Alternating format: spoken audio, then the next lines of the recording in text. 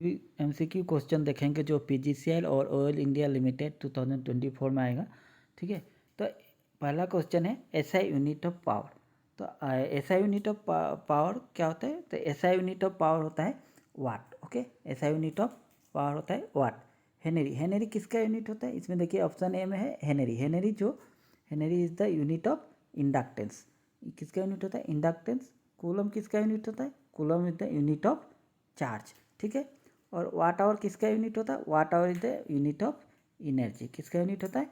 Energy का unit होता है वाट आवर। ओके, तो दूसरा क्वेश्चन है electric pressure is also called. Electric pressure को हम लोग क्या बोलते हैं? A resistance, B power, C voltage, D energy. तो इलेक्ट्रिक प्रेशर को हम लोग बोलते हैं, इलेक्ट्रिक प्रेशर क्या होता है? सी वोल्टेज होता है। ओके, वोल्टेज क्या है? Potential difference between 2 point. Okay, third question है conductance. Conductance is a reciprocal of. Conductance किसका रेसिप्रोकल होता है? तो कंडक्टेंस आपका रेजिस्टेंस का रेसिप्रोकल होता है। तो इसका सही उत्तर है ए, रेजिस्टेंस का रेसिप्रोकल होता है। ओके, और चौथा क्वेश्चन है इसके बाद। चौथा क्वेश्चन है आपका the resistance of a conductor varies inversely as. तो रेजिस्टेंस जो क्या है? ए में है लेंथ, बी में है area of cross section, C temperature, D resistivity.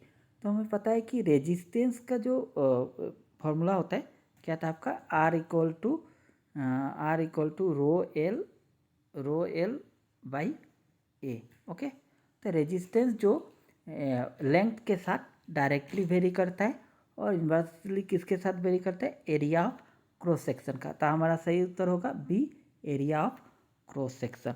Okay, पांचवा क्वेश्चन है with rise in temperature the resistance of pure metals. तो टेम्परेचर के बढ़ने से रेजिस्टेंस प्योर मेटल्स का क्या होता है? तो ये क्या होगा? इसका आंसर होगा क्या होगा? इंक्रीज। क्या हो जाता है? इंक्रीज हो जाता है। रेजिस्टेंस क्या हो जाता है? इंक्रीज हो जाता है। ओके, अब छठवां क्वेश्चन है आपका ओम्स लॉ। ओम्स लॉ हम जो पढ़े थे, Ohm's law is not applicable to. Ohm's law किस क्या में एप्लीकेबल नहीं है? तो इसका आंसर होगा आपका सेमीकंडक्टर। ओके, इसका आंसर होगा आपका सेमीकंडक्टर मटेरियल्स के लिए क्या ओम्स लॉ जो एप्लीकेबल नहीं है। ठीक है, सत्रहवां क्वेश्चन है आपका with rise in temperature the resistance of semiconductor. अगर टेम्परेचर बढ़ेगा तो सेमीकंडक्टर रेजिस्टेंस क्या हो जाता है? हम लोग को पता है कि सेमीकंडक्टर क्या है? वो कंडक्टर है जिसका कंडक्टिविटी आपका इंसुलेटर और कंडक्टर का बीच का होता है। तो इसमें अगर हम लोग टेम्परेचर बढ़ा देते हैं तो इसमें क्या होगा? आपका टेम्परेचर बढ़ने के साथ साथ रेजिस्टेंस जो होता है सेमीकंडक्टर का क्या हो जाएगा? डिक्रीज हो जाएगा। ओके, नाउ नेक्स्ट क्वेश्चन है, 18वां क्वेश्चन है 3 resistance 10 ohms, 15 ohms and 13 ohms are connected in parallel. तो इस टोटल रेजिस्टेंस क्या होगा बोल रहा है। तो टोटल रेजिस्टेंस हम लोग पता है अगर सीरीज में होता तो हम लोग क्या करते थे? 10, 15 और 30 को डायरेक्टली क्या कर देते? प्लस कर देते। बट इन पैरेलल में टोटल अगर रेजिस्टेंस निकालना है तो उसका जो फॉर्मूला होता है क्या होता है? 1/R equal to 1/R1 plus 1/R2 plus 1/R3। ठीक है, तो इस तरह से करके हम लोग निकालेंगे। तो 1/R इक्वल टू कितना हो जाएगा? 1/R, यहाँ में R1 कितना है? 1/10 प्लस 1/15 प्लस 1/30 हो जाएगा। ओके, अब क्या करेंगे हम? नीचे वाला का सबका एलसीएम ले लेंगे। ठीक है, तो एलसीएम लेंगे तो कितना आएगा? 1/R इक्वल टू एलसीएम आपका आ जाएगा 10, 15 और 30 का एलसीएम हो जाएगा 90। तो आपका ऊपर हो जाएगा, यहाँ हो जाएगा आपका 9 हो जाएगा प्लस यहाँ हो जाएगा 6 हो जाएगा प्लस कितना हो जाएगा? यहाँ हो जाएगा 3 हो जाएगा। ठीक है, तो टोटल आ गया आपका आ गया 18 प्लस कर देंगे ऊपर वाला और नीचे कितना है? 90। ठीक है, कितना आ जाएगा 1/r इक्वल टू हो गया आपका 18/90। तो 18 × 1 = 18 और 18 × 5 = क्या होता है 90। तो आप देखिए टोटल रेजिस्टेंस कितना आ गया 5। इसको क्रॉस मल्टीप्लाई कर लेंगे तो R इक्वल टू आपका आ जाएगा R इक्वल टू 5 ओम। तो हमारा आंसर क्या हो जाएगा 5 ओम हो जाएगा। ठीक है, आंसर है 5 ओम। दोस्तों नेक्स्ट क्वेश्चन है हमारा, an instrument which detect electric current is known as. कौन सा इंस्ट्रूमेंट हमारा इलेक्ट्रिक करंट डिटेक्ट करता है? Volt meter. वोल्ट मीटर तो हमारा वोल्टेज मेजर करता है, रियोस्टेट भी नहीं करता है। वाट मीटर हमारा पावर मेजरमेंट डिवाइस है, पावर को मेजर करता है। तो हमारा आंसर हो जाएगा डी, गैल्वेनोमीटर क्या होगा हमारा सही उत्तर होगा। ओके, नेक्स्ट क्वेश्चन है, which of the following material has nearly 0 temperature coefficient of resistance. जिसका मतलब वो टेम्परेचर के वेरी नहीं करता है। ओके, टेम्परेचर के अनुसार उसका रेजिस्टेंस वेरी नहीं करता है। तो हमारा आंसर इसमें हो जाएगा मैग्नीन। मैग्नीन क्या होता है? ये जो टेम्परेचर से अगर इंक्रीज करेंगे तो भी इसका रेजिस्टेंस वेरी नहीं करेगा, और डिक्रीज करेंगे तो भी इसका रेजिस्टेंस वेरी नहीं करेगा। ठीक है, तो नेक्स्ट क्वेश्चन है, which of the following statement is true both for a series and parallel DC circuit.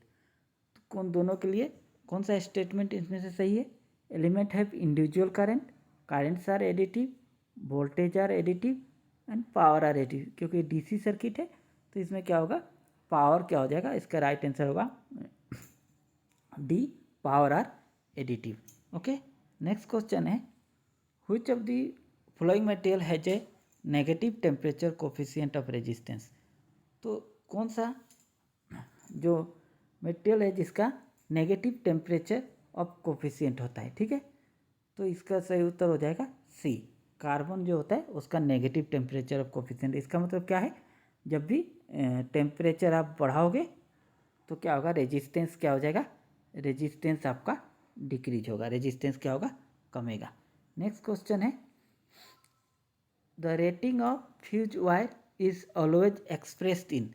तो जो रेटिंग होता है फ्यूज वायर, जो हम लोग के घर में भी हम लोग फ्यूज वायर यूज़ करते हैं, उसका रेटिंग हमेशा आप देखिएगा, जैसे कि हम लोग घर में यूज़ करते हैं तो 5 एम्स का होता है, कहीं कहीं 10 एम्स का भी यूज़ करते हैं।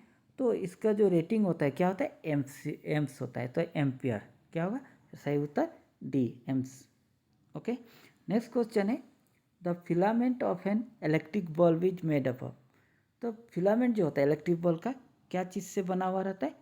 तो इसका सही उत्तर है टंगस्टन, सी, जो कि सही उत्तर है। Okay, next question is, A close switch has a resistance of.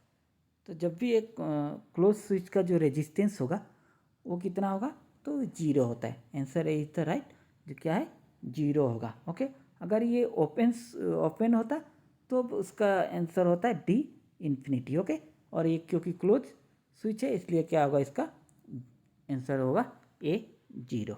Okay, next question है, if the efficiency of a machine is to be high what should be low. अगर किसी भी मशीन का एफिशिएंसी अगर ज़्यादा होना होगा तो क्या होगा, क्या होना पड़ेगा, आपका लॉसेस कम होना पड़ेगा। तो हमारा सही उत्तर होगा B, losses. Okay, next question है 17, when the current flows through a heater coil it glows but supply wiring does not glow because. हम लोग देखते हैं कि जब भी एक हीटर के से अगर करंट फ्लो होता है तो क्या होता है, वो ग्लो करने लगता है। लेकिन जब भी हमारे घर का इलेक्ट्रिक वायर में जब इस तरह से जाता है तो क्या होता है कि हमारा इलेक्ट्रिक वायर हीट नहीं होता है, ग्लो नहीं करता है। क्यों? क्योंकि जो हीटर का जो रेजिस्टेंस होता है, जो कोयल होता है उसका जो रेजिस्टेंस होता है वो ज़्यादा होता है as compare to the supply wires जो हमारे घर में लगे हुए वायर्स हैं उनसे। इसलिए क्या होता है कि हीटर का कोयल जो होता है ग्लो करने लगता है जब करंट उससे जाता है। Next question 18, A thermistor has. तो थर्मिस्टर क्या होता है, थर्मिस्टर क्या है, एक पॉजिटिव टेम्परेचर कोफिशिएंट है या नेगेटिव टेम्परेचर कोफिशिएंट है या 0 टेम्परेचर कोफिशिएंट है या वेरिएबल टेम्परेचर कोफिशिएंट है। तो ये आप लोग के लिए होमवर्क है, आप लोग इस कमेंट कीजिएगा कि इसका आंसर क्या होगा। ओके, कमेंट सेक्शन में आप लोग बताइएगा कि इसका आंसर क्या होगा। नेक्स्ट क्वेश्चन है nichrome. Nichrome wire is an alloy of. तो निक्रोम वायर जो होता है ये क्या चीज़ का एलॉय है, क्या क्या चीज़ से बना हुआ है? तो लीड एंड जिंक तो नहीं है, क्रोमियम एंड वेनेडियम नहीं है, निकल एंड क्रोमियम, ये answer C, nickel and chromium का बना हुआ है। ठीक है, तो right answer is C. Next question is the which of the following can have negative temperature coefficient. इसमें से किसका नेगेटिव टेम्परेचर कोफिशिएंट होता है? इसका मतलब है कि टेम्परेचर बढ़ने से आपका रेजिस्टेंस कमेगा।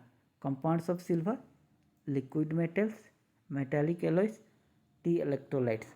तो इसका सही उत्तर होगा डी। ओके, तो ये 20 क्वेश्चन है, बहुत इंपॉर्टेंट क्वेश्चन है आप लोग के लिए। आज के लिए इतना ही, धन्यवाद, थैंक यू।